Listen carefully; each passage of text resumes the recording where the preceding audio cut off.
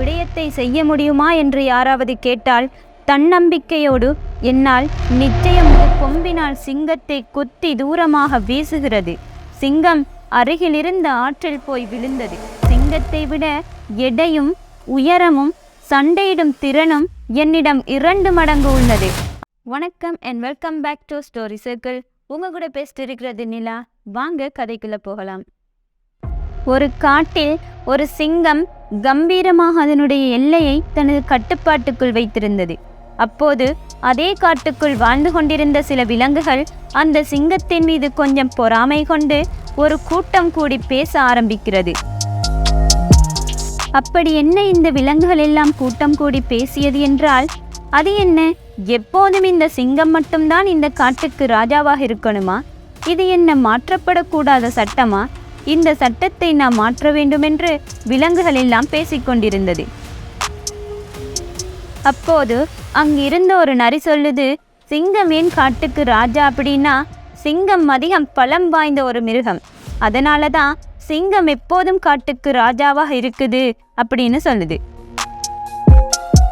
இதனை கேட்ட புலி, என்ன, சிங்கம் பலம் வாய்ந்ததா? சிங்கத்தை விட எடையும் உயரமும் சண்டையிடும் திறனும் என்னிடம் 2 மடங்கு உள்ளது. ஆகவே நான் தான் சிங்கத்தை விட பலம் வாய்ந்தவன் என்று கூறியது. புலி கூறியதை கேட்டுக்கொண்டிருந்த நீர்யானை சொல்லியது, அப்படி பார்த்தால் உங்கள் இருவரையும் விட நான் தான் அதிக உடல் எடையையும் அதிக உயரத்தையும் கொண்டிருக்கிறேன். அதேபோல் என் வாயை பெரிதாக திறக்க முடியும். அப்படி நான் வாயை திறந்து சிங்கத்தை கடித்தால் சிங்கம் நொறுங்கிவிடும். ஆகவே நான் தான் சிங்கத்தை விட பலமானவன் என்று நீர்யானை சொல்லியது. இதனை கேட்டுக்கொண்டிருந்த காண்டாமிருகம், நானும் நீர்யானைக்கு நிகரான எடையையும் உயரத்தையும் கொண்டுள்ளேன். அதோடு எல்லா விலங்குகளை விடவும் என்னிடம் நீளமான மற்றும் கூர்மையான கொம்பு உள்ளது. இந்த கொம்பை பயன்படுத்தி சிங்கத்தை குத்தி கிழித்து விடலாம். ஆகவே நான் தான் சிங்கத்தை விட பலமானவன் என்று காண்டாமிருகம் கூறியது. இதனை அமைதியாக கேட்டுக்கொண்டிருந்த ஒட்டகச்சிவிங்கி, எனது உயரத்தை பார்த்தீங்களா? என்னை சிங்கத்தால் ஒன்றும் செய்துவிட முடியாது. சிங்கம் என்னை தாக்க வந்தாலும் நான் உதைக்கும் உதையில் சிங்கம் பறந்து ஓடிவிடும். ஆகவே நான் தான் சிங்கத்தை விட பலமானவன் என்று ஒட்டகச்சிவிங்கி சொல்லி முடித்தது.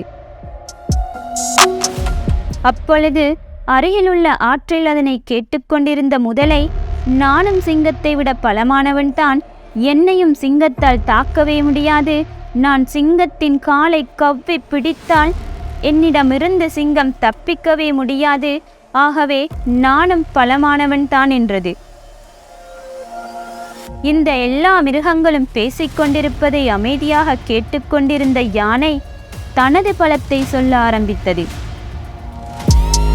உங்க எல்லாரை விடவும் உயரத்திலும் சரி, எடையும் சரி, வீரமும் சரி என்னிடம் அதிகம் உள்ளது. எனது தும்பிக்கையை கொண்டு நான் சிங்கத்தை ஓங்கி அடித்தால் சிங்கம் சுருண்டு கீழே விழுந்துவிடும். ஆகவே இந்த காட்டிலே மிகவும் பலமானவன் நான் தான் என்றது.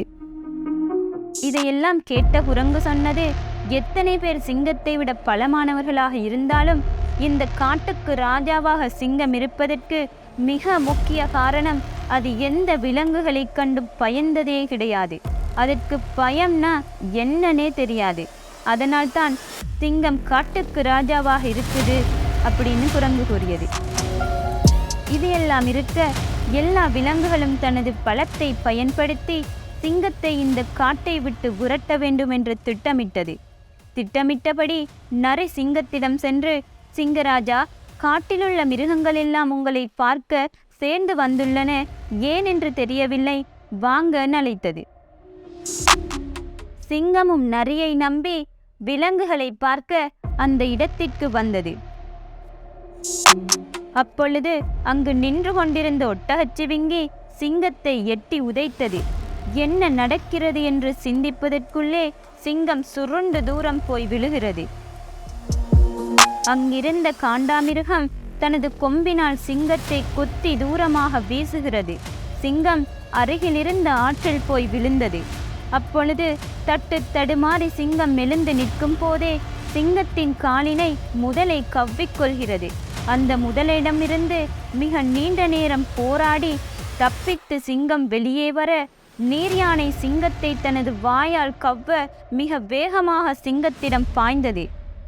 நூலளவில் நீர்யானையிடமிருந்து சிங்கம் தப்பித்தது. இவ்வாறு ஒவ்வொரு மிருகங்களும் தனது பலத்தை பயன்படுத்தி சிங்கத்தை தாக்கியது. இதனை புரிந்து கொண்ட சிங்கம் தனது முழு பலத்தையும் பயன்படுத்தி ஒவ்வொரு மிருகங்களையும் தாக்க ஆரம்பித்தது. நீண்ட போராட்டத்திற்கு பிறகு ஒவ்வொரு விலங்குகளாக கீழே விழ ஆரம்பித்தது. அனைத்து விலங்குகளையும் வென்ற பிறகு சிங்கம் எல்லா விலங்குகளையும் ஒரு பார்வை பார்த்துவிட்டு அதிக இரத்த காயங்களுடன் தனது குகைக்குள் சென்றது. மறுநாள் காலை விடிந்ததும் சிங்கத்துடன் சண்டை போட்ட அனைத்து விலங்குகளும் பேசிக்கொண்டிருந்தன. அது என்னவென்றால், சண்டை போட்டதில் சிங்கத்திற்கு அதிக இரத்த காயம் ஏற்பட்டதால் சிங்கத்தின் கதை குகைக்குள்ளே முடிந்திருக்கும், இல்லையேல் அதிக இரத்த காயத்தினால் தன்னுடைய உடல் வலிமையை இழந்திருக்கும் என்று விலங்குகள் எல்லாம் பேசிக்கொண்டிருந்தது. அப்பொழுது அந்த சிங்கம் உடல் முழுவதும் இரத்த காயங்களுடன் அதே கம்பீர நடையுடன் எந்த ஒரு பயமும் இல்லாமல் குகையிலிருந்து வெளியே வந்து, நான் யார் என்றும் என்னுடைய பலம் என்ன என்றும் எனக்கு தெரியும், இப்போது நீங்களும் அதை தெரிந்து கொள்ளுங்கள் என்று சொல்லும் விதமாக அனைத்து விலங்குகளையும் பார்த்து கர்ச்சித்தது.